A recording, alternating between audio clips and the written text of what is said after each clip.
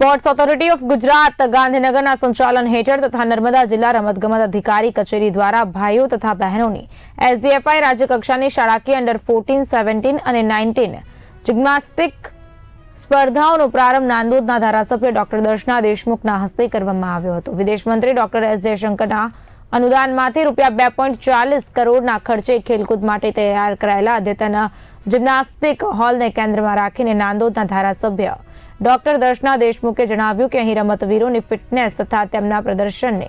વધુ બહેતર બનાવવા માટે કોચો દ્વારા વિશેષ ધ્યાન આપવામાં આવે છે। તેમણે વધુમાં જણાવ્યું કે આપણું ધ્યેય હંમેશા ઊંચું હોવો જોઈએ અને તેને હાંસલ કરવા માટે સતત મહેનત જરૂરી છે। ખેલાડીઓ પોતાના લક્ષ્યને નિર્ધારિત કરીને ઉત્કૃષ્ટ પ્રદર્શન કરે, મેડલ હાંસલ કરે અને જિલ્લા, રાજ્ય તથા રાષ્ટ્રનું નામ રોશન કરે તેવી આશા પણ તેમણે વ્યક્ત કરી હતી। નર્મદા જિલ્લાના રાજપીપળાના છોટુભાઈ પુરાણી મહાવિદ્યાલય ખાતે રાજ્ય કક્ષાની અને જિલ્લા કક્ષાની સ્પર્ધાઓનો આરંભ થઈ ચૂક્યો છે, જેમાં જિલ્લા કક્ષાના ખેલ મહાકુંભ અંતર્ગત સ્કેટિંગની સ્પર્ધાનું આયોજન થયું છે, જેમાં ભાઈઓ અને બહેનોની બંનેની ટીમે આ સ્પર્ધામાં ભાગ લીધો છે અને જિલ્લા કક્ષાની આ ટીમમાં સ્કેટિંગમાં 9 વર્ષથી લઈને ઓપન સુધી જે વિદ્યાર્થી મિત્રોએ ભાગ લીધો છે એ સૌને હું ખૂબ